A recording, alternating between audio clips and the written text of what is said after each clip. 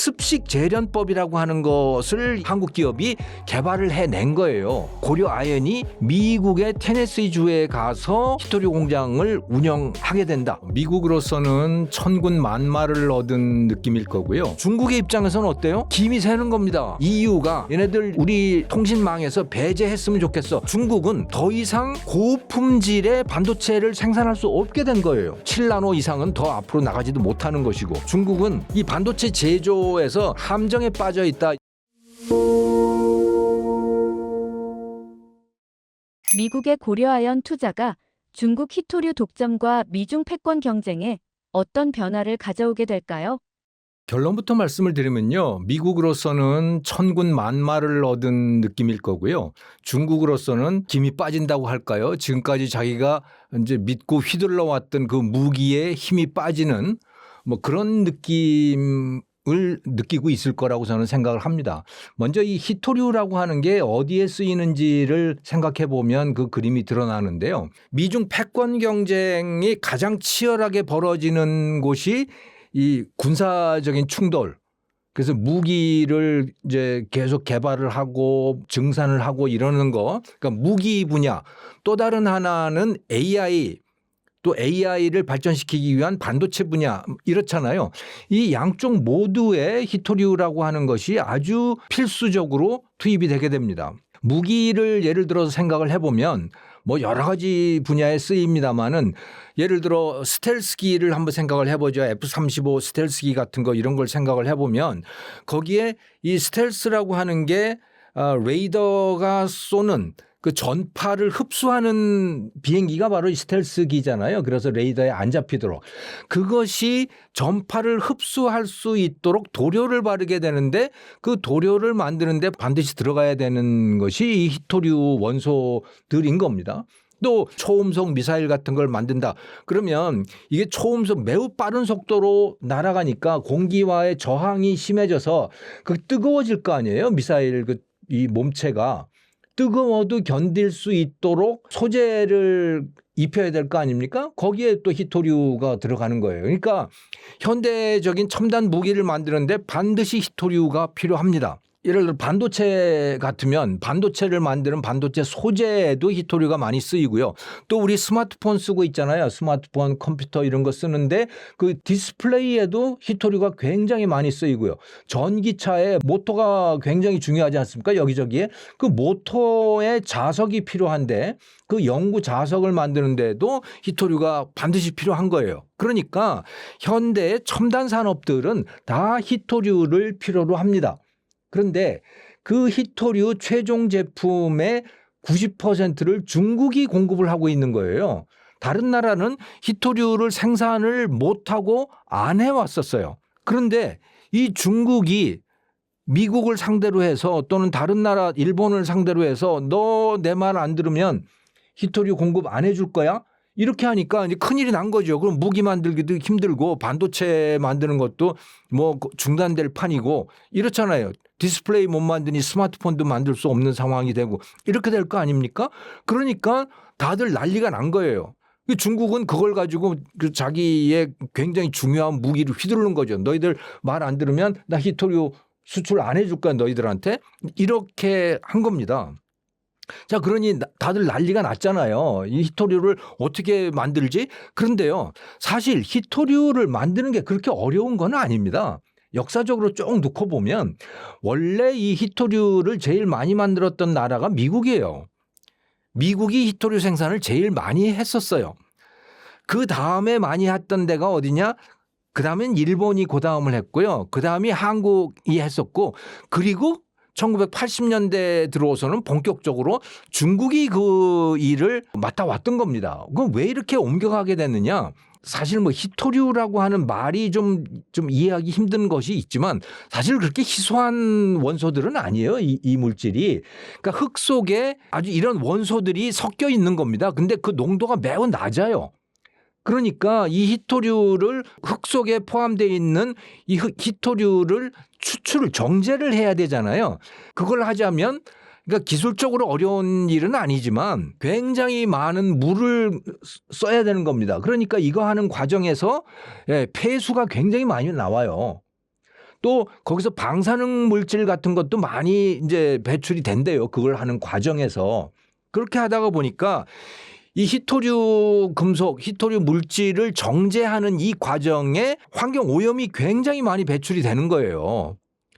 그러니까 이 환경 오염 물질을 그리고 어떻게 해결을 하려면 또 돈도 굉장히 많이 들어가는 거고요. 그러니까 환경 오염과 그것을 처리하기 위한 비용이 굉장히 많이 들고 또 그 주변에 있는 주민들이 굉장히 싫어하고 이렇게 되는 거죠. 그래서 처음에는 미국이 이걸 하다가 일본에 그걸 좀 넘겼다가 일본에서도 주민들이 싫어하고 그러니까 이제 한국으로 왔다가 그 중국으로 다 가게 된 거예요. 근데 중국의 입장에서는 저 뭐 내몽골 자치구 이런 데는 사람도 별로 살지 않고 그러니까 거기 오염 좀 되면 어때? 뭐 이런 입장이었던 겁니다.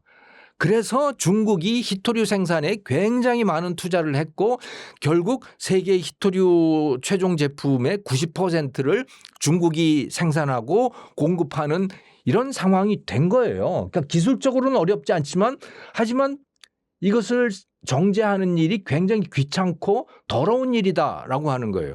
그건 지금도 여전히 마찬가지이거든요. 네. 그래서 미국이 스스로 이걸 생산을 하려고 하다 보니까 이게 만만치 않은 일인 겁니다.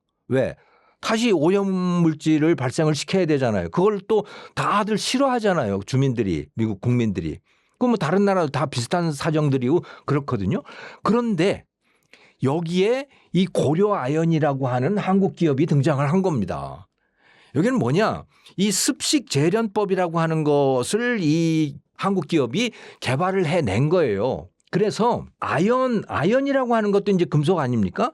이 아연을 광석이 있잖아요. 광석을 가지고 그 광석을 황산 같은 걸로 녹여서 거기서 그 녹인 용액에서 이제 아연을 추출하는 그런 기업인데요. 아주 기가 막힌 방식을 개발을 한 거예요. 그래서 아연을 추출을 하면서 거기에 나오는 이제 그 쓰레기 물들이 있을 거 아닙니까? 오염된 그 물. 나머지 거기에 이제 많은 또 다른 금속들이 녹아 있는 거예요. 철도 녹아 있고 뭐 니켈도 있고 수많은 다른 금속들이 녹아 있잖아요. 근데 보통 같으면 그걸 그냥 버리는 거예요. 그러면 그건 오염수예요, 그게.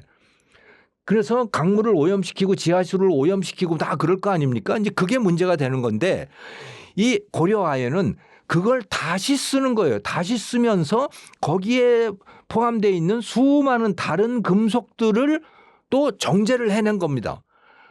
그러니까 오염물질을 최소화시킨 거예요. 그 방법을 개발을 한 겁니다. 고려아연이. 그런데 그렇게 하게 되면 비용이 올라가지 않습니까? 그래서 뭐 사실 고려아연의 그 경쟁력이 그렇게 대단한 수준은 아니었어요. 왜? 중국 기업들은 오염 좀 시켜도 된단 말이에요. 그러니까 생산 비용이 쌀 거 아니에요. 고려아연은 생산 비용이 중국 기업들보다는 좀 높은 상태인 거예요. 그래도 상당히 청정한 생산 방식을 유지해서 그나마 그걸로 경쟁력을 유지하고 있었던 거죠. 그런데 미국이 이제 입장을 바꾼 거 아니에요. 어떻게? 과거에는 락히드 마틴이라든가 이런 미국의 방산업체라든가 또 미국의 반도체 업체라든가 또 뭐 대만도 마찬가지고 여기에서 중국 거 그냥 값만 좋으면 중국 거 다 사다가 썼단 말이에요. 그런데 이제 어떻게 됐습니까? 중국이 안 팔겠다는 거 아니에요, 그거를. 중국이 너희 말 안 들으면 너희한테 공급 안 해주겠어 이렇게 하니까 미국이라든가 또는 그 위협을 당하는 다른 나라들의 입장에서 보면 어떻겠어요? 이제 중국 것을 값만 사다가 쓸 일이 아니네. 우리 스스로 어떻게든 만들어야 되는 거네. 또는 우리 동맹국하고 합작을 해서 만들어내야 되는 거네.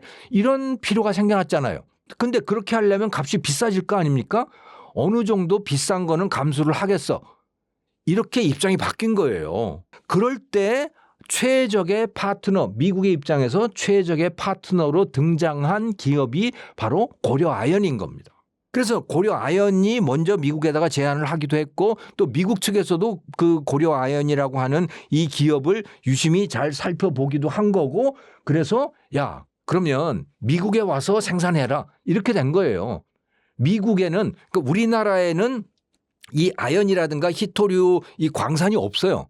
그런데 미국에는 아연 광산도 있고 히토류를 포함하고 있는 그런 물질들도 그러니까 노천 상태로 존재하고 있는 것들이 꽤 있단 말이에요. 우리나라에는 원료가 없거든요. 미국에는 그 원료가 있어요. 그러니까 미국의 전쟁부, 과거에는 국방성이라고 그랬잖아요. 지금은 전쟁성이라고 하는데 여기도 그러고 상무성도 그러고 트럼프 대통령도 그러고 야, 이제 미국에 와서 해. 여기는 원료도 있고 그리고 예전에 테네스주에 예전에 아연을 생산하던 정제하던 그런 제련소도 그 시설이 아직도 남아 있어.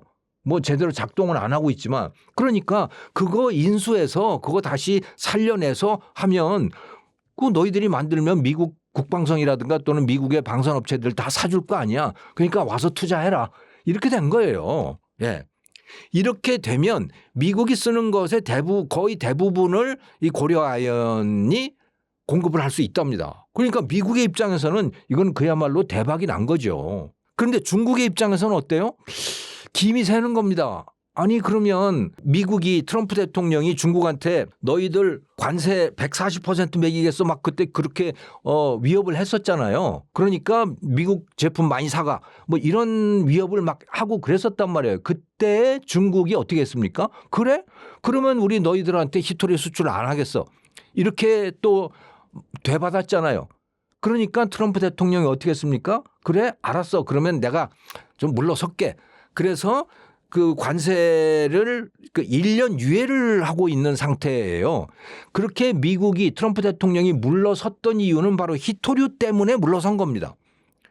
그런데 고려 아연이 정말 미국에 들어가서 2029년부터 원래 계획대로 히토류를 생산을 하게 되면 그러면 중국이 히토류 가지고 미국을 위협할 수 없잖아요. 그만큼 무기가 하나가 없어지게 되는 거예요. 그러니까 중국의 입장에서는 좀 맥이 빠지는 셈이 되는 것이죠. 이건 뭐 그냥 중국이 미국을 대할 때만 그런 것이 아니고 일본이라든가 한국을 대할 때 다 마찬가지 지금 문제가 생겨나게 된 겁니다. 중국의 입장에서는. 그만큼 힘이 빠졌다. 이렇게 봐야 되는 거죠.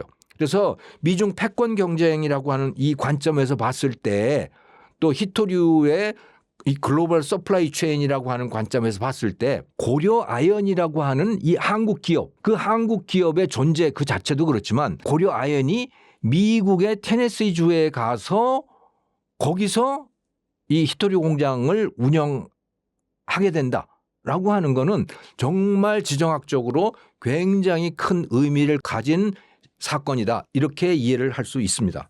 탐의 3호가 서태평양 해저에서 고농도 히토류를 확인했습니다. 이 발견이 한국의 자원 안보에 어떤 의미를 갖는다고 보시나요? 우리나라가 히토류를 생산을 한다고 하더라도 그러니까 정제를 통해서 생산을 한다고 하더라도 그 원료는 중국에서 가져와야 될 가능성이 매우 높습니다. 그러니까 그것 때문에 또 위협을 당할 수가 있는 거예요. 우리가 중국으로부터. 그런데 바닷속에서 그것도 지금 이 바닷속이 이 영해 다른 나라 영해가 아니고 공해상입니다. 그러니까 주인이 없는 바다에서 이걸 발견을 한 거예요.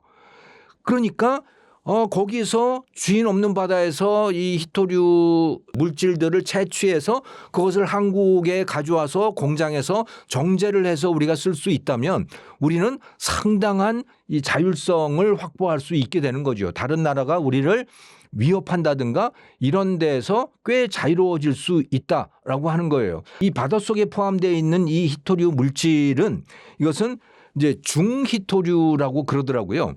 히토류에는 경히토류와 중히토류가 있는데 특히 이 중히토류는 무기를 생산하는 데 많이 투입이 되는 필요로 하는 그런 물질이라고 합니다. 그러니까 우리나라는 방위산업이라고 하는 게 굉장히 중요한 신성장 산업으로 지금 등장이 되어 있는 상태잖아요.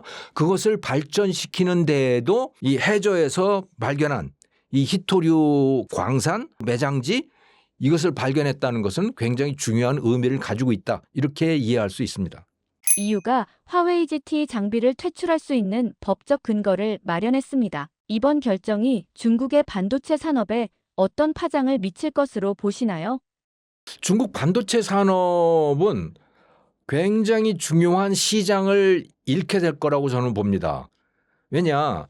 중국 반도체 기업들 예를 들어 SMIC라든가 또 YMTC라든가 이런 반도체 기업들이 반도체를 만들었을 때 그것을 제일 많이 구매해 주는 데가 어디냐?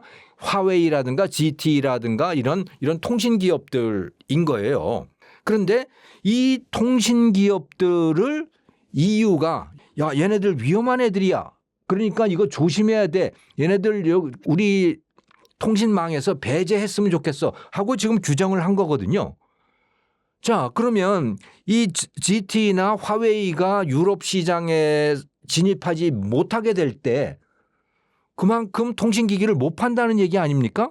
통신기기를 팔 수 없다는 얘기는 중국의 반도체 기업들 SMIC라든가 또 YMTC라든가 이런 데들의 고객이 사라진다는 것을 뜻할 수가 있는 거예요.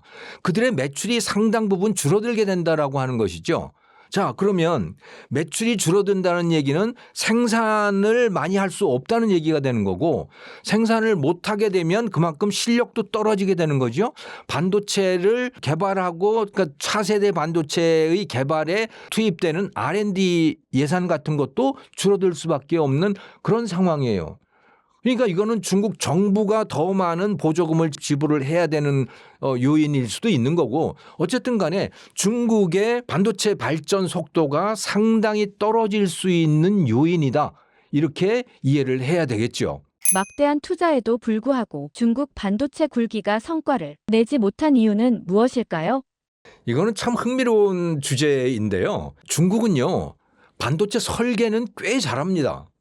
그런데 그것을 현장에서 그러니까 웨이퍼에다가 그것을 빛으로 쏴서 이제 그걸 새겨 넣잖아요. 그래서 웨이퍼 가공을 통해서 반도체라고 하는 걸 만들어 내잖아요. 그걸 못 하는 거예요. 설계는 잘한다. 그런데 그것을 생산 라인에서 가공해 내는 거는 못 한다. 이건 좀 역설적이에요. 그렇게 못 한다는 그 증거가 뭐냐면요. 그게 바로 트럼프 1기 때 2020년 고 무렵인데요. 트럼프 1기 때 미국이 TSMC로 하여금 중국의 화웨이의 이 반도체 설계하는 하이실리콘이라고 하는 그 기업이 있었거든요. 그 하이실리콘이라고 하는 그 반도체 설계 기업이 화웨이 스마트폰용 반도체를 설계를 했습니다. 자기들이 직접 설계를 해서 그걸 가지고 TSMC에 맡겨서 제조를 했고요. 그 반도체를 받아다가 화웨이 스마트폰을 만든 거예요. 그래서 거의 삼성전자의 그 갤럭시 폰을 거의 다 따라왔었어요.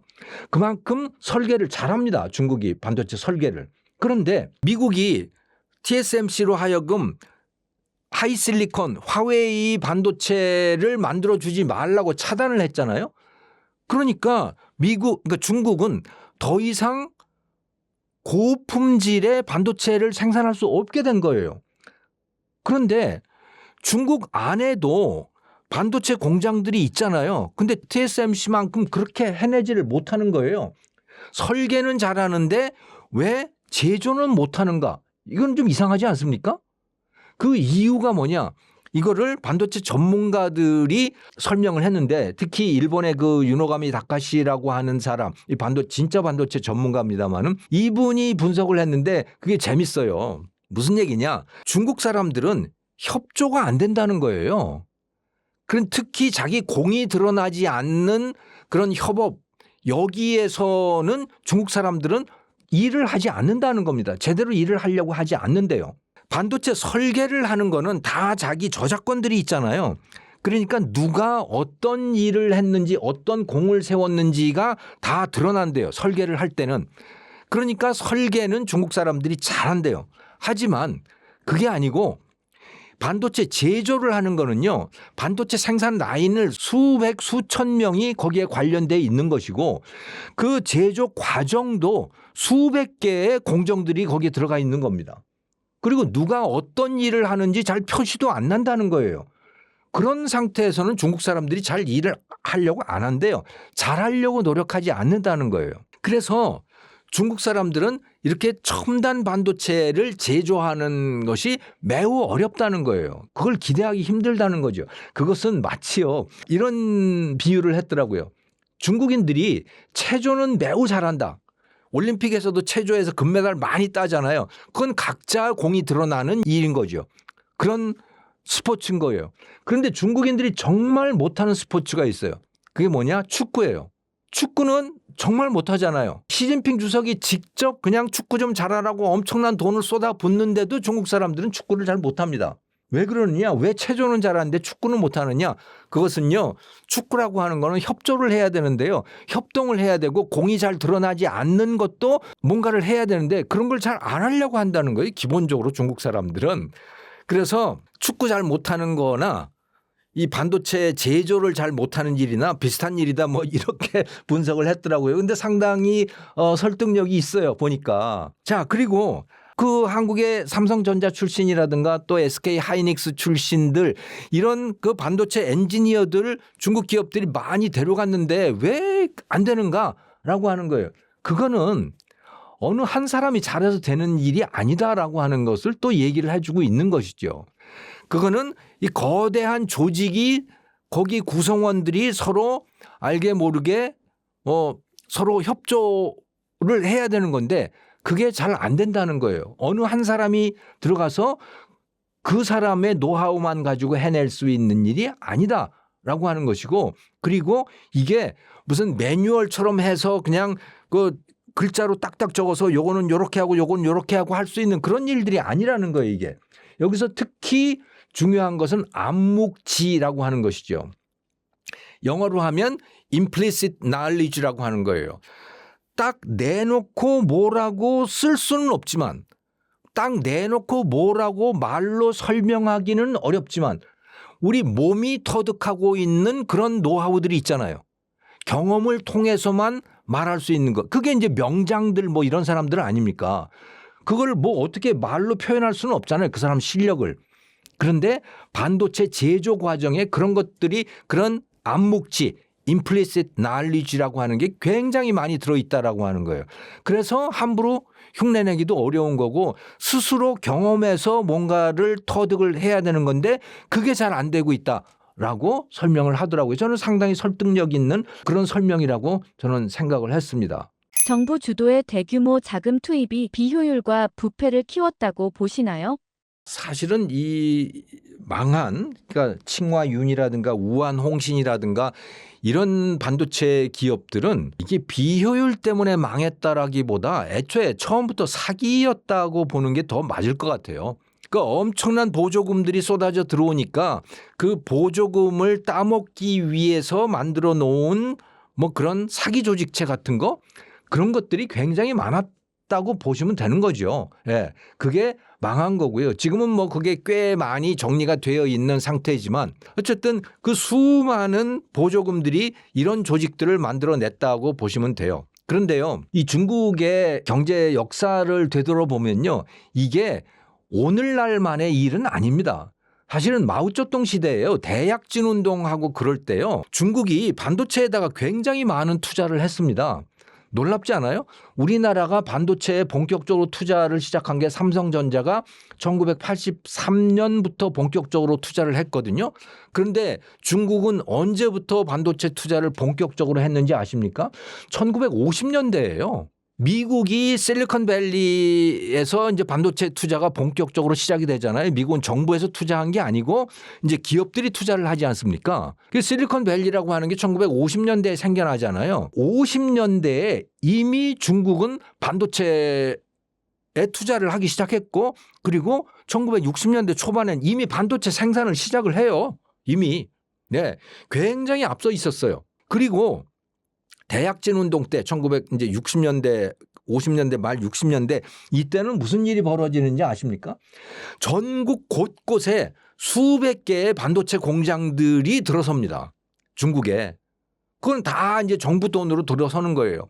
그래서 그때 심지어 어떤 말까지 돌아다녔냐면 반도체 그깟 거 길 가는 할머니도 만들 수 있는 거야. 뭐 이런 말이 돌아다닐 정도로 중국 사람들은 반도체는 아무나 아무 데서나 만들 수 있는 거라고 생각을 했었어요. 지방마다 그렇게 반도체 공장들을 만들었어요. 그런데 실제로 만들어 보니 어떻게 돼요? 말도 안 되는 거죠. 그래서 어마어마한 돈을 쏟아 부었는데 지나고 보니까 아무것도 없어. 물론 정부 출연 연구소에서는 반도체를 계속 만들었어요. 하지만 실제 공장에서 그걸 만드는 거 그거는 뭐 그냥 돈만 쏟아부었고 아무것도 나온 게 없는 그런 상태가 되어버립니다.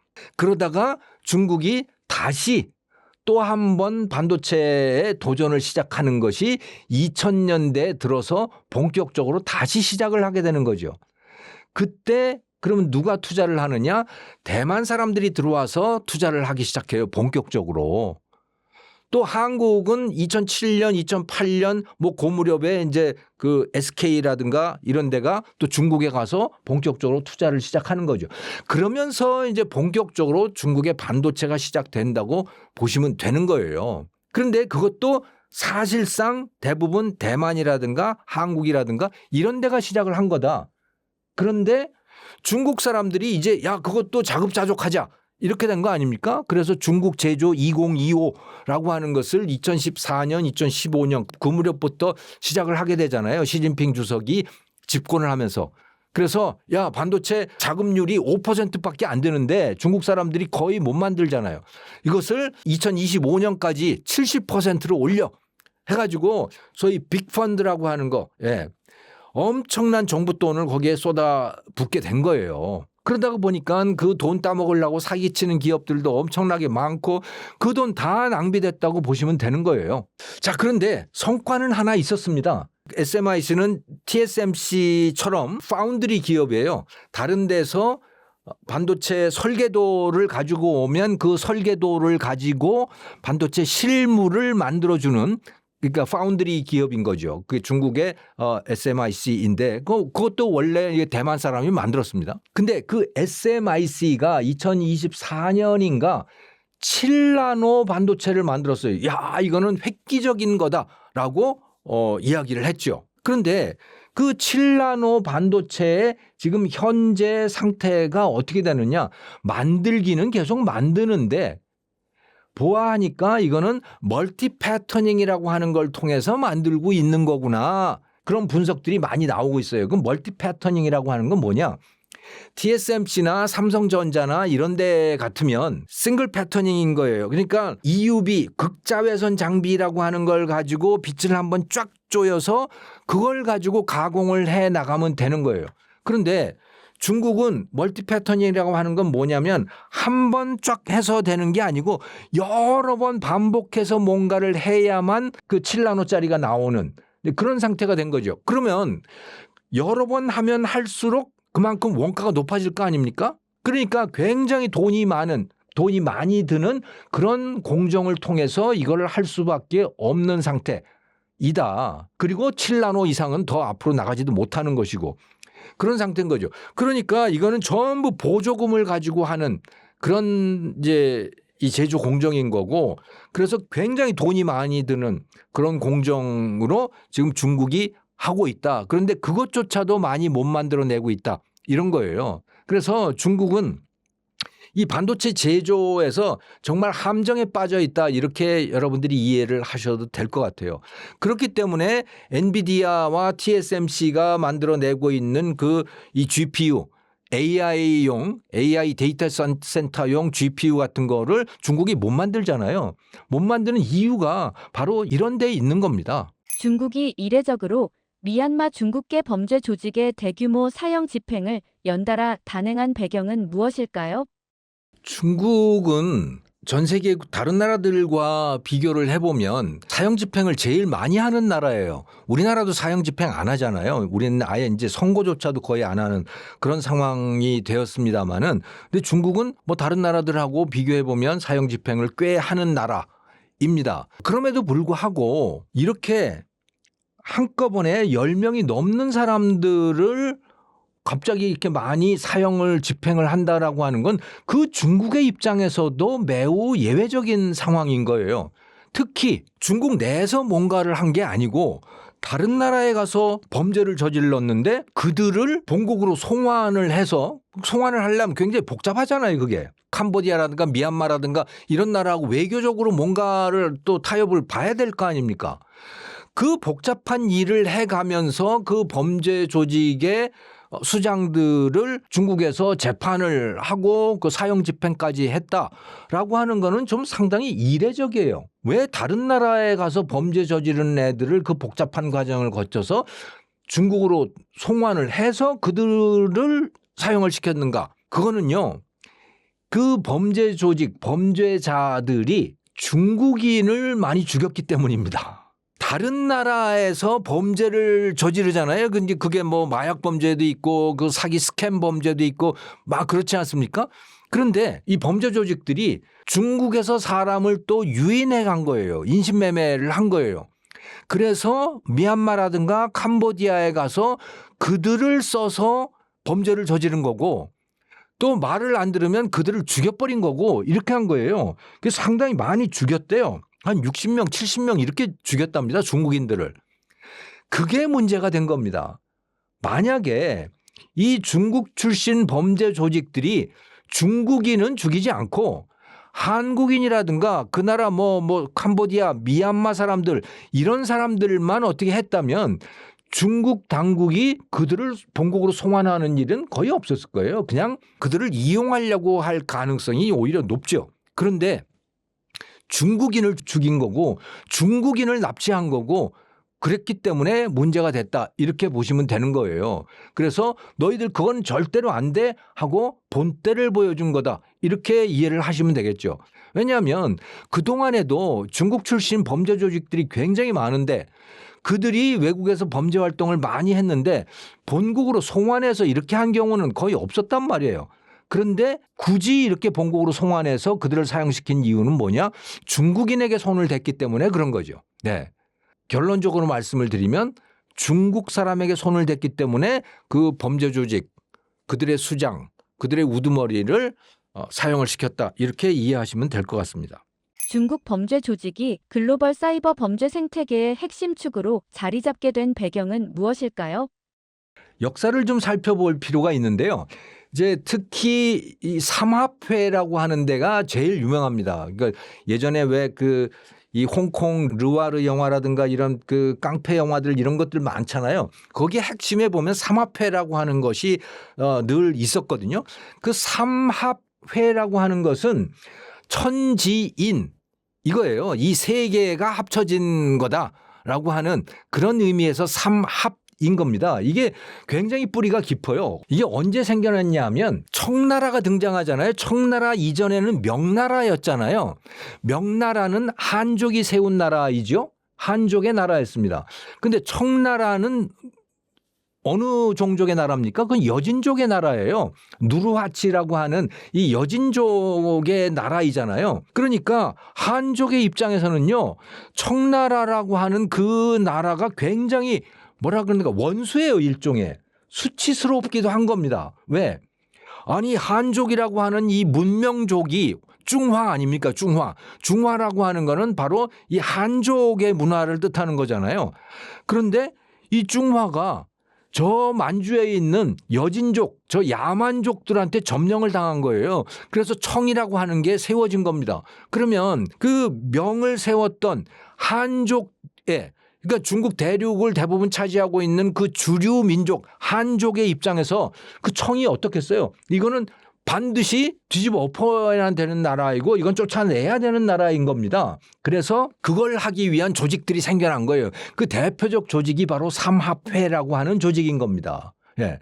그래서 반청복명이라고 하는 것이 그들의 신조였던 거예요. 청나라를 쫓아내고 복명, 명을 다시 살린다라고 하는 그러니까 일종의 반정부 조직. 그러니까 청의 입장에서는 반국가 조직. 이라고 보시면 되는 거고 한족의 입장에서 보면 이제 나라를 되살리는 우리의 독립운동 같은 뭐 그런 거였다고 보시면 되는 거예요. 그렇게 해서 활동을 했는데 뭐 그것 때문에 청나라가 무너지거나 그건 절대 아니었죠. 어쨌든 간에 그럼에도 불구하고 이 지하 활동을 계속을 해왔다 이렇게 보시면 되는 거예요. 그러다가 이제 순원이 이끄는 이 신해 혁명이 일어나게 되고 그래서 중화민국이 생겨나잖아요. 네, 중화민국 이것은 그 한족의 나라인 겁니다. 그런데 이 중화민국이라고 하는 데가 마오쩌둥이 이끄는 인민해방군 중국 공산당하고 싸우게 되잖아요. 그 국공내전 아닙니까? 그리고 공산당이 이기게 되죠. 그리고 이 중화민국은 대만으로 쫓겨가게 되잖아요. 그렇게 되면서 이 삼합회라고 하는 조직도 쫓겨나게 되는 거예요. 그러니까 중국 공산당은 이걸 도저히 용납할 수가 없는 겁니다. 그래서 삼합회가 쫓겨나게 되는 거죠. 그러면 어디로 가게 됐냐? 이게 대만으로 가고 홍콩으로 가고 이게 도망을 나오게 된 거예요. 그렇게 되면서 이제 이게 명분이 없어졌잖아요. 이게 뭘 하던 되지? 옛날에는 그러면 한족의 국가를 만든다라고 했는데 그런데 이제는 한족의 국가 이미 만들어졌는데다가 거기다가 중화인민공화국 공산당이 만든 저 나라도 한족의 국가인 셈이 됐잖아요. 그러니까 삼합회 입장에서는 할 일이 없어진 거예요. 그게 뭐가 됐느냐? 이게 이제 범죄 조직이 된 겁니다. 이 폭력 조직, 마약 조직, 도박하는 거 이런 것들을 가지고 돈을 버는 조직이 된 거죠. 자, 그런데 이게 이렇게 이제 나라 밖을 벗어나다가 보니까요.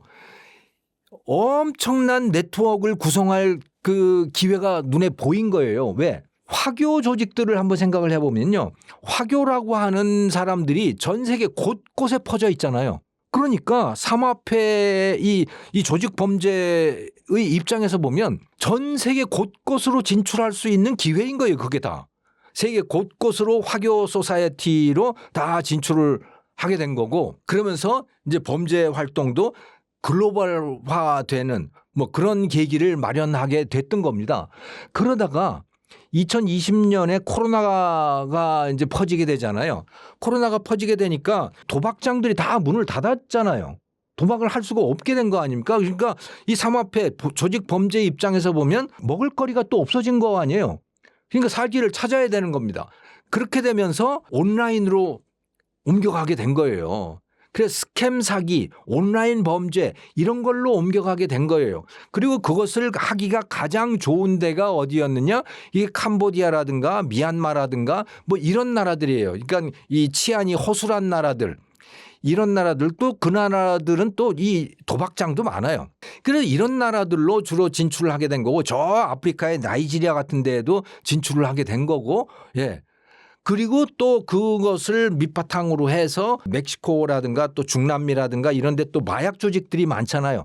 그것과 서로 연계를 해서 중국의 이제 화학 산업이 또 발전을 하다가 보니까 펜타닐 전구체, 펜타닐 원료 이런 것들을 입수를 해서 원료를 멕시코에 보내고 멕시코에서 그것을 가지고 이제 펜타닐을 만들어서 미국으로 수출을 하고 수출을 밀수를 하는 거죠. 검은 자금들을 또 돈 세탁을 하고 하는 이런 과정들을 거치면서 이 삼합회를 중심으로 하는 중국의 범죄 조직이 전 세계적인 글로벌 조직망을 갖추게 된 겁니다. 그래서 이 일종의 프랜차이즈 같은 형태로 이루어진다고 해요. 이제는 뭐 굉장히 조직적이래요. 돈 세탁하는 거, 마약 제조하는 거, 또 온라인 스캠 사기하는 거 이게 굉장히 조직적으로 이루어지고 있는 것이고 그래서 어느 한 나라만 접근해 가지고는 도저히 이거를 일망타진할 수 없는 그런 수준이 됐다고 합니다. 그러니까 일종의 국제적인 기구처럼 되어버린 거예요. UN이라든가 월드뱅크라든가 IMF라든가 이런 조직이 검은 조직이 만들어졌다. 라고 보시면 되는 거죠. 그게 지금 현재 이 조직 범죄의 실정인 거고 거기에 중국 출신의 범죄 조직들이 굉장히 중요한 역할을 하고 있다. 이렇게 이해하시면 될 것 같습니다. 중국 정부가 범죄 조직을 전략적으로 활용하는 구조를 어떻게 해석해야 할까요? 이거는 중국 공산당이 지금까지 쭉 추진해 왔던 초한전이라고 하는 개념을 좀 이해하실 필요가 있을 것 같아요. 초한전, 한도가 없는 전쟁이라고 하는 거예요. 이건 무슨 뜻이냐? 보통 서방 국가들 특히 미국이라든가 또는 영국이라든가 이런 나라들의 전쟁은요. 한계가 분명합니다. 그 한계는 뭐냐? 민간인은 건드리지 않는다. 전쟁이라고 하는 건 군인끼리 하는 거야 라고 하는 것이 분명해요. 뭐 전쟁을 하다 보면 어쩔 수 없이 민간인을 죽일 수밖에 없는 그런 것이지만 하지만 전쟁은 기본적으로 군인들끼리 하는 거야 라고 하는 그런 개념이 분명해요. 이건 한계가 있는 전쟁인 겁니다. 그런데 중국의 전쟁은 그런 전쟁이 아니죠. 한계가 없는 전쟁이에요. 무슨 얘기냐? 민간이 들어가고 조직 범죄가 들어가고 정치인들 뇌물 줘서 회유하고 하는 모든 수단, 인간이 동원할 수 있는 모든 수단은 다 동원해서 하는 전쟁이다라고 하는 거예요. 사실은 그게 손자병법이 얘기하고 있는 지금부터 몇천 년 전에 손자병법이라고 하는 거는 이 춘추 전국시대에 나온 거 아닙니까? 거기에 뭐 치열한 전쟁들이 있었잖아요. 그 전쟁을 하는 방법, 그 교과서 아닙니까? 그게 바로 손자병법인데요. 손자병법에서는요, 싸우지 않고 이기는 게 최고다 이거 아닙니까? 그 싸우지 않고 어떻게 이기는 거예요? 그거는 군대로 하는 전쟁이 아닌 거죠. 다른 방식으로 하는 전쟁인 거예요. 그거는 뭐 가서 뇌물로 구워 삶고 뭐 평소에도 사기를 죽이기 위해서 뭘 해놓고 뭐 하는 이런 것들인 거예요. 그게 바로 초한전이라고 하는 거고 중국은 아직도 계속 그걸 버리지 않았어요. 그거는 누구나 그 시진핑 주석도 스스로 인정을 하고 있는 겁니다. 그러니까 가짜 뉴스 퍼뜨리고 하는 이런 것이 사실은 전쟁의 일부분이라고 보시면 되는 거예요. 그러니까 중국은 지금 무력을 동원해서 전쟁을 하고 있는 거는 아니지만 전쟁을 하고 있는 상태인 겁니다. 네. 그런데 굉장히 중요한 역할을 하는 존재가 누구냐? 그건 조직 범죄예요. 범죄 조직들인 겁니다. 그들을 통해서 자금 세탁을 하고 그렇게 세탁된 돈들을 가지고 뇌물을 줘서 매수를 하고 그래서 그 나라 정치인들을 자기 편으로 끌어들이고 하는 이런 일들 말이죠. 이런 일들을 하려고 하다 보면 거기에 이 범죄 조직, 검은 조직들, 검은 세력이 중요한 존재로 쓰일 수밖에 없는 겁니다. 그래서 통일전선이라고 하는 게 있잖아요. 그거는 뭐 북한에도 통일전선이 있습니다마는 공산당의 중요한 것이 바로 통일전선이라고 하는 거예요. 통일전선은 뭡니까? 바로 매수하는 거예요. 상대방 국가, 내 적대 국가에 들어가서 그들 중에 내 편을 만드는 거 아닙니까? 내 편을 어떻게 만들어요? 그럼 매수해야 될 거 아닙니까? 매수하는 게 그냥 내놓고 매수할 수는 없잖아요. 그거는 다 뒤로 뭔가를 해야 되는 거고 어두운 돈, 검은 돈이 다 가서 관여되기 마련이고 그건 다 범죄 조직들이 밀접히 연관될 수밖에 없는 거죠. 네, 그래서 이 초한전이라고 하는 관점에서 보면 또 손자병법이라고 하는 그 관점에서 봤을 때는 이 중국 공산당의 입장에서 또 중국 지배 세력의 입장에서 보면 조직 범죄 굉장히 중요한 전쟁의 수단인 거죠. 그리고 이 중국 출신 범죄 조직들은 전 세계 곳곳에 포진해 있다. 그러면 굉장히 좋은 전쟁의 수단을 중국은 갖고 있는 셈이 되는 거죠. 그러니까 이게 전쟁의 개념이 굉장히 다릅니다. 서구의 전쟁 개념은 군인들끼리의 싸움, 군대끼리의 싸움이고 그리고 그래서 압도적인 전력을 가져야 되는 거예요. 그런데 이 중국 이쪽 계통의 싸움이라고 하는 거는 굳이 압도적인 전력을 가질 필요가 없어요. 다른 걸 가지고 얼마든지 전쟁을 이길 수 있는 거다. 그런 관점에서 이 범죄 조직 또 통일 전선이라고 하는 거 이런 걸 이해할 수 있는 것이죠. 베이징 총격설군 이동설 등의 루머가 반복 확산되는 현상은 중국 권력 내부의 어떤 불안 신호로 볼 수 있을까요? 중국은 비밀이 참 많죠. 특히 고위층의 행보라든가 이거는 정말 비밀에 쌓여 있습니다. 그리고 우리가 분명하게 확인할 수 있는 것은 고위층이 예를 들어 인민대표대회라든가 이런 데에 있어야 될 사람이 안 보인다. 이거는 확인할 수가 있는 거예요. 몇 번째 안 보이네 또는 뭐 몇 달째 그 사람이 공개석상에 나오지 않네. 이거는 확인할 수 있는 거죠. 하지만 확인할 수 없는 거는 뭐냐. 그거는 이 사람이 어디 갔는지 왜 없어졌는지 이거는 알 수 없는 경우들이 굉장히 많아요. 왜 이렇게 됐느냐. 중국에 일종의 트라우마가 있습니다. 중국 공산당의 입장에서 트라우마가 있었는데 그게 1989년이에요. 천안문 사태라고 하는 거 여러분 기억을 하실 겁니다. 중국에서는 거의 입에 올리지 않는 사건입니다마는 뭐 우리는 다 기억을 하고 있습니다. 1989년. 그 천안문 사태라고 하는 게 뭡니까? 이게 반공산당 시위였어요. 또 반정부 시위였어요. 그런데 이거는 중국 공산당의 입장에서 보면 이거는 정말 치명적인 거입니다. 중국은요, 국가를 공산당이 소유하고 있습니다. 이해가 잘 안 되시죠? 대한민국은 누가 소유합니까? 그거는 국민의 소유잖아요. 대한민국은 국민의 것입니다. 그런데 중화인민공화국이라고 하는 것은 누가 소유를 하고 있는 것이냐? 그거는 공산당의 소유예요. 인민의 소유가 아닙니다. 중국이라고 하는 나라 자체는 바로 공산당인 거예요. 그런데 중국의 인민이 그 공산당에 반대하는 시위를 벌인 겁니다. 이거는 있어서는 안 되는 일인 거예요. 근데 그 일이 벌어졌어요. 그래서 공산당이 어떻게 했습니까? 그 당시에 이제 통치자는 바로 등소평이었는데 이 통치자인 등소평이 어떻게 했어요? 그 전까지는 개혁개방 정책을 했었잖아요. 그래서 등소평은 평화를 사랑하는 사람처럼 그런 이미지를 갖고 있었어요. 또 자유를 주는 사람처럼 이미지를 갖고 있었어요. 그런데 그 등소평조차도 반정부 시위, 반공산당 시위는 용납할 수 없었던 겁니다. 그래서 어떻게 했습니까? 탱크를 가지고 싹 밀어버렸잖아요. 그야말로 학살이 벌어진 겁니다. 그 천안문 광장에서 학살을 했어요. 그런데 이거는 중국 인민들의 입장에서도 트라우마지만 공산당의 입장에서도 트라우마였던 겁니다. 이거 이렇게 하면 안 되겠구나. 절대로 이런 일이 벌어지면 안 된다라고 하는 교훈을 얻었어요. 그 교훈은 뭐냐? 그 당시에 이 반정부 시위가 일어났던 그 빌미가 뭐였냐면 호요방이라고 하는 전 총리, 인민으로부터 굉장히 존경을 받았던 이 호요방 총리라고 하는 사람, 이 사람은 청렴 결백한 것으로 알려져 있었어요. 뭐 실상이 어떤지는 알 수가 없지만 이 사람은 굉장히 사람이 좋고 정직하고 청렴 결백한 사람이다라고 이제 그런 이미지를 갖고 있었는데 이 사람이 죽었단 말이에요. 이 사람이 사망을 했어요. 사망을 해서 천안문 광장에서 이제 그를 존경하는 많은 사람들이 중국의 인민들이 천안문 광장에 모여서 장례식을 하는 그런 상황이었던 겁니다. 그런데 그 장례 모임이 반공산당 모임처럼 되어버린 거예요. 그리고 공산당은 그걸 용납할 수 없었던 거죠. 그리고 공산당은 거기에 대해서 트라우마를 갖고 있었던 겁니다. 그럼 어떻게 해야 될 거냐? 이제는 고위직의 죽음은 함부로 알리면 안 되는 거야 라고 하는 거예요. 고위직의 행보에 대해서는 인민들에게 함부로 알리면 안 돼 라고 하는 깨달음 또는 교훈을 얻었던 거예요. 그게 또 트라우마가 됐던 것입니다.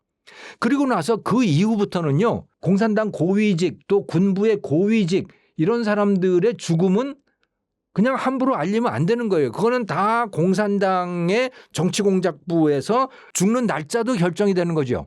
뭐 현실적으로 언제 죽었느냐라고 하는 뭐 그거는 있겠지만 공개적으로 언제 죽었다라고 공표되는 거는 그거 무관하게 관리가 되는 겁니다. 그리고 그 고위직 인사가 사라졌다고 하더라도 그 사람이 어디에 가 있는지는 사실 누구도 몰라요. 거기에 대해서는. 자, 그런데 최근 들어서 수많은 사람들이 숙청이 되고 있잖아요. 공개석상에서 없어지잖아요. 후진타오 같은 사람은 아예 그 공개석상에서 체포되듯이 억지로 없어져 버렸잖아요. 그 수많은 군 장성들이라든가 또 이런 사람들이 없어지잖아요. 없어지면 사람들은 이제 추측을 하겠죠. 저 사람 저거 처형된 걸 거야. 그 추측들이 지금 난무하는 이유가 바로 그건 겁니다. 고위직은 그 사람의 행보라든가 그 사람의 사망조차도 공산당이 관리를 한다라고 하는 거예요. 엄밀하게 관리를 하고 있는 거죠. 그러면 일반 인민들은 거기에 대해서 추측을 할 수밖에 없는 거고 온갖 소문들이 난무할 수밖에 없는 것이죠. 그래서 뭐 총성이 들렸다느니 뭐가 어쨌다느니 하는 수많은 것들이 지금 돌아다닌다. 하지만 확인할 수 있는 것은 아무것도 없다. 다만 확인할 수 있는 건 뭐냐? 그냥 그 사람이 사라졌구나. 또는 공개적으로 체포가 됐다면 체포가 됐구나. 거기까지는 확인할 수 있다. 나머지는 확인할 수 있는 것은 없다. 그것은 소문일 수밖에 없고 그 소문을 어떻게 할 방법도 없다. 그게 지금 중국의 현실이라고 이해하시면 될 것 같습니다. 중국군이 탕핑형 항명 상태라는 분석이 나오고 있습니다. 지휘 공백 속 우발적 군사 행동이나 충돌 위험은 어떻게 보시나요? 뭐 이것도 소문입니다만은 중국 내부의 특히 군 내부의 상황을 우리가 알 수 있는 방법은 없죠. 그런데 많은 소문들이 돌아다니고 있는 것이고 그리고 충분히 그럴 만하다라고 추정을 해볼 수 있는 거죠. 왜냐하면 중국 장성들이 다 숙청이 돼 버렸잖아요. 특히 고위직일수록 다 숙청이 되어 버렸습니다. 그렇다는 얘기는 무슨 얘기냐? 적극적으로 일을 하면 뭐가 문제가 생긴다라고 받아들일 수 있는 거예요. 군인들의 입장에서는. 그냥 위에서 하라는 대로 말만 잘 들으면 되는 거지 적극적으로 나서서 뭐 아이디어를 낸다든가 또는 현실은 이렇습니다라고 이야기를 한다든가 이거는 해서는 안 되는 거잖아요. 예. 그러니까 당연히 탕핑 전사 뭐 이런 이야기가 나올 법합니다. 탕핑이라고 하는 건 뭐냐면 우리식으로 말하면 복지부동이에요. 시키는 일만 하는 척하고 적극적으로 자발적으로 뭔가는 하지 않는 그런 상태가 지금 중국군 내부에서 만연해 있다. 뭐 충분히 추측 가능한 일입니다. 그런데 이런 상태가 말이죠. 이 주변 국가들의 입장에서 보면 상당히 위험한 것일 수가 있습니다. 특히 이 대만 문제와 관련해서 오판을 할 가능성이 굉장히 많다는 거예요. 시진핑 주석 1인 체제가 됐지 않습니까? 이제는 예전에는 중국 행정부 또 중국 정치, 공산당 이것만 시진핑 1인 체제였는데 그리고 군대는 그나마 장류샤가 이끄는 이 중앙군사위원회라고 하는 게 있어서 최소한 군대만은 전문가가 이끌어가는 뭐 그런 모습을 취하고 있었던 거예요. 그런데 장류샤마저 제거를 해버렸잖아요. 그러니까 중국 군의 고위 지휘부에 군인이 없는 겁니다. 지금. 그것도 시진핑 1인 체제가 되어버리고 만 거예요. 그러면 시진핑한테 와서 바른 말을 할 사람이 없잖아요. 그 바른 말이라고 하는 것은 무엇이냐? 중국군의 현재 상태 그리고 실제 세상에서 벌어지고 있는 전쟁의 실제 모습 이런 것들입니다. 그러면 전쟁의 실제 모습을 가장 잘 보여주고 있는 데가 어디냐? 그건 바로 우크라이나예요. 러시아가 우크라이나를 침략을 했잖아요. 처음에 우크라이나를 전면 침공했을 때 푸틴의 계산에는 이거 뭐 2, 3일이면 끝날 전쟁이라고 생각을 했어요. 왜? 군사력이 비교가 안 될 정도로 러시아가 압도적이었기 때문에. 그것은 마치 지금 중국 인민해방군하고 대만 군대를 외형적으로 비교해 봤을 때 압도적으로 인민해방군이 강하죠. 대만 군대는 상대도 안 되잖아요. 근데 똑같은 모습이 바로 러시아와 우크라이나였어요. 그리고 러시아가 우크라이나를 침략해 들어갔어요. 2, 3일이면 끝날 거라고 생각했어요. 그런데 어떻습니까 지금? 4년이 다 됐어요. 그리고 몇 킬로 전진을 못한 상태예요 지금. 러시아가 계속 교착 상태에 있어요. 저 도네츠크 뭐 이쪽에 동부전선 있잖아요. 거기에서 러시아는 계속 붙잡혀 있는 상태가 돼 있는 거예요. 제발 이걸 뚫고 넘어갔으면 좋겠는데 러시아 군대가 못 뚫고 넘어오는 거예요. 우크라이나의 방어선을. 여러 가지 이유가 있지만 말이죠. 어쨌든 간에 러시아가 압도적으로 보였는데 우크라이나 방어하고 있는 데를 못 뚫고 나간다. 자, 그러면 인민해방군이 대만을 침략을 했을 때는 어떠냐? 이건 더 심각한 겁니다. 왜? 바다를 넘어가야 되잖아요. 그리고 대만의 이쪽 그 서쪽 해변이라고 하는 데가 갯벌이 굉장히 길대요. 그래서 여기를 배를 가지고 대만 섬을 직접 올라올 수 있는 게 아니고 그 갯벌을 이 병사들이 질척거리면서 돌격을 해 와야 되는 상태랍니다. 그걸 얼마나 위험하겠어요. 그런데 대만 군대도 뭐 미사일이라든가 이런 걸 굉장히 많이 준비를 해놨을 거 아닙니까? 그러니까 엄청나게 많은 인민해방군이 죽어야 되는 상황인 것이고 그것을 고려해 봤을 때 이거는 러시아가 우크라이나를 침략한 것보다 더 위험하면 위험했지 덜 하지는 않은 상황이라고 하는 그런 이야기를 중국군의 군사 전문가들은 그런 분석을 얼마든지 할 거 아닙니까? 그런데 시진핑 주석의 입장에서는 그거 듣기 싫을 거 아니에요. 자기가 제일 하고 싶은 거는 지금 대만을 점령하는 겁니다. 그런데 군대는 하기 싫대잖아요. 왜 대만을 점령을 해야 되느냐? 지금은요. 시진핑은 사실 마오쩌둥보다 훨씬 못한 존재잖아요. 중국 인민들의 머릿속에. 어쩌면 등소평보다도 못한 존재일 수 있어요. 그런데 영웅이 되고 싶을 거 아닙니까? 마오쩌둥보다 더 위대한 사람이 되고 싶을 거 아니에요. 그걸 하려면 어떻게 해야 되느냐? 대만을 점령하면 되는 겁니다. 그래서 어떻게든 그 대만을 먹고 싶은 거예요. 그런데 군대에서는 자꾸 반대를 한단 말이에요. 그러니 어떻게든 이제 이거 없애야겠어 해가지고 그 장유샤 뭐 다 숙청을 해버린 거예요. 이제 자기 마음대로 할 수가 있어요. 반대자 없어졌습니다. 그러면 잘못된 판단을 할 가능성이 상당히 높아진 거죠. 그래서 위험하다. 하지만 객관적인 전력으로 놓고 보면 장유샤라든가 이런 진짜 군인들이 최고지휘부에서 사라졌기 때문에 오히려 군사력은 전투 능력은 더 떨어졌을 가능성이 높다. 하지만 전쟁을 벌일 위험성은 더 높아졌다. 이렇게 이해를 해야 될 것 같습니다. 한국의 수출액과 1인당 GDP가 일본을 앞질렀습니다. 한일 경제 구조가 역전된 걸까요? 저는 굉장한 변화라고 보고요. 많은 분야에서 한국이 일본을 넘어선 증거다 이렇게 보는 거죠. 그러니까 수출액만 놓고 보더라도요. 2025년에 한국이 7,100억 달러일 것 같은데 수출액이 일본이 7,000억 달러예요. 뭐 약간 우리가 더 많잖아요. 그런데 이거는 약간 수준이 아니고 이건 엄청난 실적인 거예요. 왜? 일본은 인구가 1억 2천만이에요. 우리나라는 5천만이잖아요. 그러면 경제 규모로 봤을 때 일본은 압도적으로 한국보다 커요. 그런데 수출액을 놓고 보니 오히려 한국이 더 많아졌다라고 하는 거는 이거는 세계 경제에서의 중요성이라든가 이런 걸 봤을 때 진짜 획기적인 일이라고 봐야 되는 거죠. 그리고 이런 외형뿐만이 아니고 1인당 소득 면에서도 우리나라가 36,000달러 1인당 뭐 그 정도인데 일본이 그보다 한 1,000달러 정도 이제는 아래예요.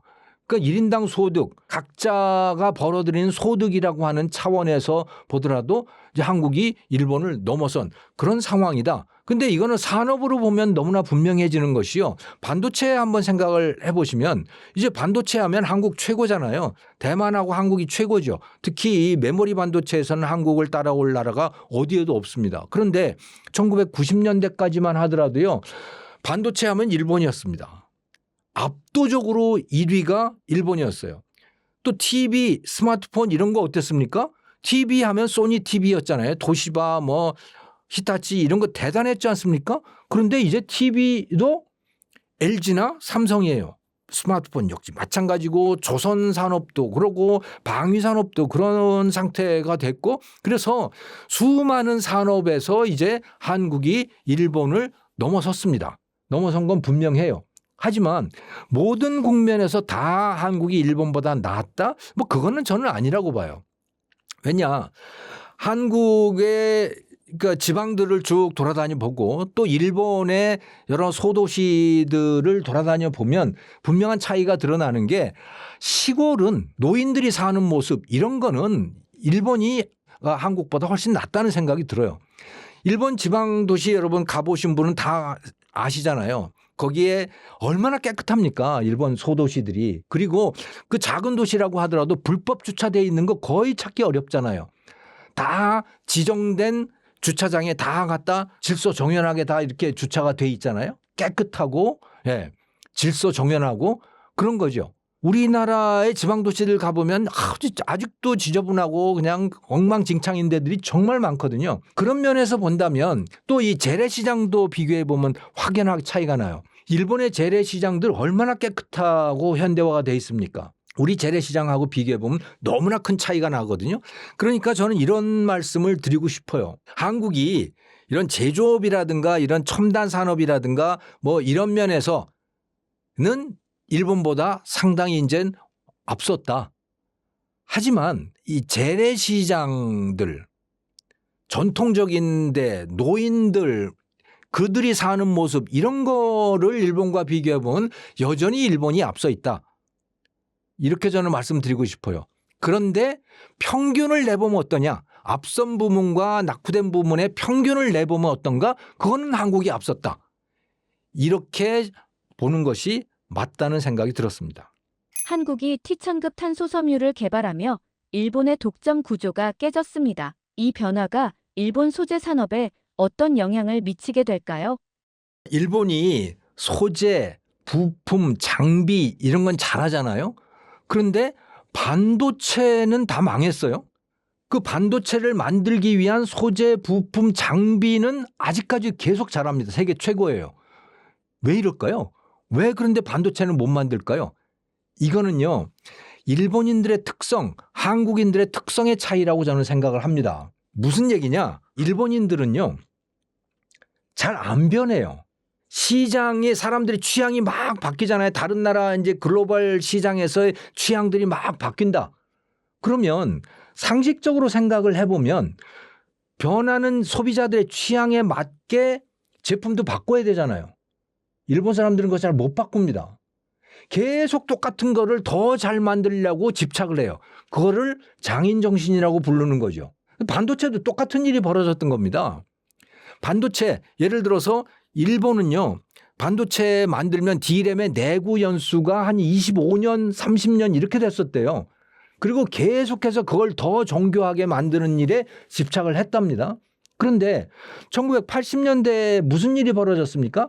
스티브 잡스가 퍼스널 컴퓨터라고 하는 거를 본격적으로 만들고 IBM이 또 그걸 만들고 그렇게 하면서 이 싸구려 PC의 시대가 시작이 됐잖아요. 그래서 한국에서도 뭐 청계천에서 만들고 대만에서도 에이수스 같은 거 만들어내고 삼복 컴퓨터 뭐 이런 것들 많이 등장을 했잖아요.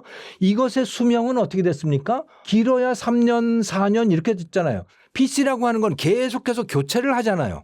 교체를 하는데 그러면 거기에 이 반도체가 들어갈 거 아닙니까? 그 반도체 수명은 어떻게 되는 게 좋겠어요? 수명이 짧은 게 좋아요. 짧고 싸구려가 좋죠. 그게 PC에 맞는 거예요. 한국의 반도체는 그거에 잘 맞았어요. 근데 일본 반도체는요.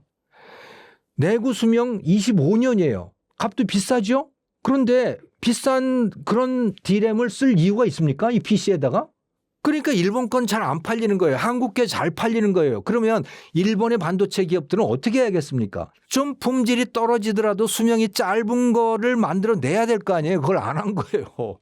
시장의 변화에 안 따라간 겁니다. 그리고 기존에 만들던 걸 더욱더 정교하고 오래 버틸도록 만든 거예요. 그럼 만들수록 망하는 거죠. 아주 단적으로 말하면 그렇게 됐던 겁니다. 네. 그래서 아주 쉽게 말하면 유행을 타는 제품은 일본은 계속 망했어요. 다 망했습니다. 그건 TV도 그랬고 뭐 다 망한 거예요. 유행 타는 것들은. 그거는 다 한국 기업들이 성공을 거두었어요.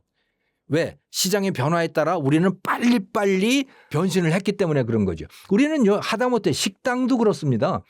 한국인들은요 1980년대하고 한번 비교를 해보시면요. 정말 패밀리 레스토랑들 많았잖아요. 네. 무슨 베니건스니 뭐 TGI 프라이데이니 수많은 패밀리 레스토랑들이 있었어요. 근데 지금 하나도 없죠. 우리는요 유행이라고 하는 게 정말 많이 빨리 바뀌고요. 그러면 모든 게 싹 다 바뀌어 버립니다. 한국은 금방 바꿔요. 시장의 변화에 따라. 일본은 안 바뀝니다. 그게. 예. 그래서 100년 가게 같은 것도 일본에 있는 거고 우리는 그걸 할 수가 없어요. 기본적으로. 왜? 취향 자체가 바뀌고 취향이 바뀌면 공급자들도 다 바꿔버리고 이렇게 하기 때문에 그런 거예요. 그게 우리의 산업의 성공 요인이 되기도 했던 겁니다. 그런데 일본은 안 바꾸잖아요. 안 바꾸는 게 좋은 게 또 있는 거예요. 그게 뭐냐? 소재, 부품, 장비 이런 것들입니다. 이거는 유행을 안 타는 거죠. 이거는 그냥 유행 뭐 공작기계나 뭐 이런 것이 무슨 유행이 있겠어요. 그거는 정교하고 오래가고 그런 것들이 여전히 좋은 거죠. 그래서 일본은 그거를 성공을 한 거고 아직까지도 가고 있는 거라고 보시면 되는 거예요. 자, 그런데 이제 그런 부품이나 소재나 장비나 이런 것도 부분적으로 이제 한국 것들이 등장을 하기 시작한 거예요. 우리도 어느 정도는 역사가 됐기 때문에 그런 것들을 하나둘씩 만들기 시작한 거고 그런 거는 일본을 따라가기 시작한 거고 그런 거죠. 그게 이제 효성이 만드는 그런 이 탄소 소재 같은 거 그런 것들입니다. 근데 그런 일들이 이제 지금까지 쭉 계속되어 왔어요. 공작 기계라든가 이런 것도 그렇고 이 조선업 같은 것도 그랬던 것이고요. 그래서 이제는 이런 소재 산업 같은 것도 한국이 하나 둘씩 일본을 추월하게 될 가능성이 높다. 왜? 일본은 너무 그 인력들이 늙었기 때문에 한국도 늙어가지만 한국은 그들보다는 조금 젊은 상태인 거죠. 네. 그래서 이제 하나 둘씩 따라잡는 그런 분야들이 이 소부장 분야에서도 나오게 될 것이다. 이미 그 일이 시작됐다. 이렇게 이해할 수 있을 것 같습니다. 일본 40년 만기 국채 금리가 하루 만에 4%를 넘었습니다. 일본의 마이너스 금리 구조에서 이 변화는 어떤 경고 신호일까요? 4%를 넘는다는 거는요, 이건 충격적인 현상입니다. 왜? 이게 몇 년 전까지만 하더라도 0.1%뭐 이 수준이었거든요. 이게 갑자기 4%로 높아진 셈이에요. 그 왜 이런 일이 벌어졌을까? 크게 두 가지 원인이 있습니다. 첫째는 그 다카이치 총리가 되면서 돈을 많이 쓰겠다고 선언을 했어요. 예. 그러니까 투자를 많이 하겠다는 거예요. 어디에다가 방위 산업에다 투자를 하고 또 일본의 군사력을 확장하는 데 투자를 많이 하고 이렇게 하겠다는 거예요. 또 그러면서 동시에 세금은 줄이겠다는 거죠. 왜? 국민들이 세금을 싫어하니까 선거에 이기기 위해서 소비세 같은 거는 줄이겠다. 그런데 지출은 늘리겠다. 그래서 26조 엔으로 그 정도 1년에 그 정도 지출을 늘리겠다라고 한 거예요. 그러니까 뭐 1엔당 10원으로 그냥 간단하게 하면 260조 원을 1년에 더 쓰겠다라고 하는 이런 이제 계획을 밝힌 거거든요. 그런데 그 돈을 어떻게 씁니까? 그 세금은 적게 걷고 돈을 쓰기는 써야겠고 그러면 국채를 발행할 수밖에 없잖아요. 빚을 낼 수밖에 없잖아요. 자, 국채를 발행해야 된다. 그것도 장기 국채를 발행을 하는 겁니다. 40년짜리 만기, 40년 후에 갚을게라고 하면서 예를 들어 뭐 1억 엔짜리 국채를 발행을 한다. 이런 거예요. 자, 이렇게 되다가 보니 투자자들의 입장에서 그 국채를 인수할 후보자들 입장에서 보면 국채에 대해서 어떤 생각이 들겠어요? 일본 국채에 대해서. 너무 저거 욕심 부리는 거 아니야? 저렇게 많이 빚을 지면 나중에 저거 갚을 수 있을까? 40년 후에? 사고라도 터지면 우리 저거 돈 못 받는 거 아니야? 이런 걱정이 들 거 아니에요. 그러면 그 채권을 인수할 때 예를 들어서 1억 엔짜리 만기에 그 금액이 1억 엔이다라고 하면 그것을 인수할 때 여러분 같으면 어떻게 하시겠습니까? 나는 그러면 이것을 인수할 때 얼마를 내겠어 하고 입찰을 한단 말이에요. 입찰 금액을 어떻게 하시겠어요? 입찰 금액이 싸지겠죠. 입찰 금액이 떨어지게 됩니다. 정확히 그 일이 벌어진 거예요. 그러니까 나중에 40년 후에 받을 금액은 딱 고정되어 있는데 입찰 금액이 떨어진다는 이야기, 인수 금액이 떨어진다는 이야기는 금리는 어떻다는 얘기예요? 금리는 높아진다는 얘기인 거죠. 수익률이 높아진다는 얘기 있잖아요. 네. 이렇게 해서 그 금리가 높아진 겁니다. 예. 그래서 4%까지 올라가게 된 거예요. 이거는 일본으로서는 굉장히 높은 금액이에요. 몇 년 전에는 0.1% 수준이었단 말이에요. 근데 따지고 보면 아니 몇 년 전에도 여전히 일본은 국채 발행액이 엄청나게 많았잖아. 그래서 국가 부채 비율이 GDP의 230%까지 됐잖아. 우리나라는 지금 그 국가 부채 금액이 GDP의 56%요 정도 수준이에요. 그것도 지금 많다고 야단 법석인데 GDP의 230%까지였어요. 지금 한 240% 그 정도 수준입니다. 그러니까 이미 뭐 국가 부채가 이미 많고 그거는 이미 국채 발행액이 많다는 얘기거든요. 그런데 그때는 몇 년 전까지만 하더라도 국채금리가 0.1%였잖아요. 그때는 왜 안 그랬는데 이런 의문이 당연히 들잖아요. 그때는 왜 그랬냐면요. 일본의 중앙은행, 일본은행이죠. 그 일본의 중앙은행이 수익률 통제 정책이라고 하는 걸 했어요. YCC, Yield Curve Control이라고 하는 거거든요. 수익률 그 통제 정책이라고 하는데 그게 무슨 얘기냐면 일본 중앙은행이 그 국채를 그냥 사들인 겁니다. 그 무슨 돈을 가지고 그 국채를 사들여요? 국채를 돈을 찍어서 사들인 거예요. 중앙은행의 특권이 뭡니까? 돈을 찍는 거잖아요. 네. 돈을 찍어서 일본 재무성이 발행하는 그 국채를 다 사들였던 겁니다. 얼마의 가격에 사들였느냐? 그냥 제로금리로 사들였다고 보시면 되는 거예요. 예, 제로금리로 사들인 거예요. 제로금리라는 거는 예를 들어서 40년 후에 1억 엔 갚을게 라고 하면 제로금리로 인수한다는 건 무슨 얘기입니까? 그걸 그냥 지금 1억 엔에 인수했다는 얘기예요. 그걸 무한정 인수한 겁니다. 10년 만기짜리를 그렇게 무한정 인수를 했어요. 그렇게 인수를 해주니까 그러면 금리는 국채 금리는 어떻게 되겠어요? 그러니까 거의 그냥 0%대로 그냥 있었다고 보시면 되는 거예요. 0%, 0.1%그 시장이 형성됐다고 보시면 되는 거죠.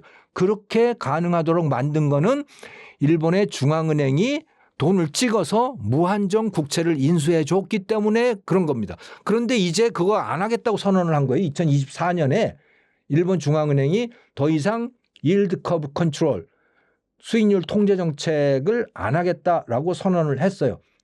그럼에도 불구하고 여전히 국채를 사들이고 있기는 하지만 그래도 0%를 만든 건 아닙니다. 그러다가 보니까 이제 이게 그냥 시장에 의해서 이렇게 급등을 하게 되는 상황이 되어버렸다. 이렇게 이해를 하시면 되는 거죠.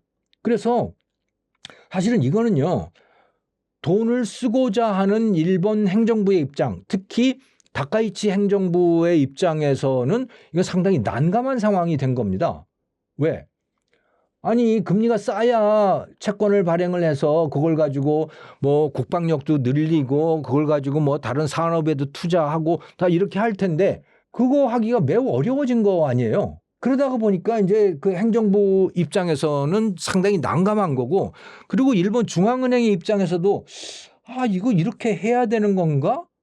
굉장히 지금 고민이 되는 상황인 거죠. 다시 yield curve control 수익률 통제 정책으로 다시 전환을 해야 되나 하고 고민을 할 텐데 그렇게 되면 일본의 국가 부채는 무한정 늘어나게 되잖아요. 지금도 세계에서 가장 이 국가 부채가 많은 나라인데 이게 더 늘어나게 되면 예를 들어 그렇게 해가지고 GDP의 300%까지 올라간다 그러면 이거 나라 망하는 거 아니야? 그런 걱정을 또 하게 되잖아요.